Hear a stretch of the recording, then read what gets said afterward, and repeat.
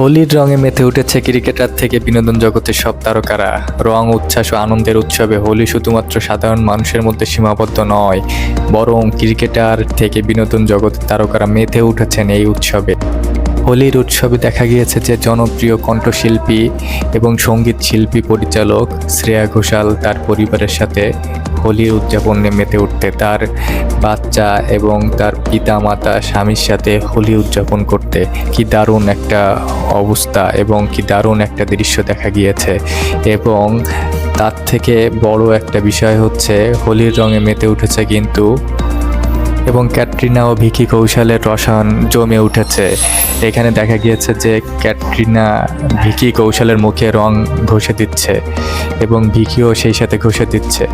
এবং বিরাট কোহলি, অনুষ্কা শর্মার একটি ভিডিও ভাইরাল হয়েছে যেখানে দেখা গেছে যে বিরাট কোহলি, অনুষ্কা শর্মা রঙের একটা স্তূপ নিয়ে তারা খেলা করছে এবং শুভমান গিল এবং সারা টেন্ডুলকার এর একটি ভিডিও সোশ্যাল মিডিয়ায় ভাইরাল হয়েছে। সেখানে দেখা গিয়েছে যে সারা টেন্ডুলকার এবং শুভমান গিল একে অন্যকে রং মেখে দিতে এবং খিলাড়ি খ্যাত অক্ষয় কুমার এবং টাইগার শ্রফ তাদেরকে দেখা গেছে যে রং মেতে উঠতে এবং শ্রফ এবং দিশা পাটানি এবং অক্ষয় কুমার এবং আরও অনেকে তারা একসাথে রং খেলায় মেতে উঠেছে এবং দুর্দান্ত সেই রং খেলার মুহূর্তটি হয়েছে মুহূর্তেই ভাইরাল।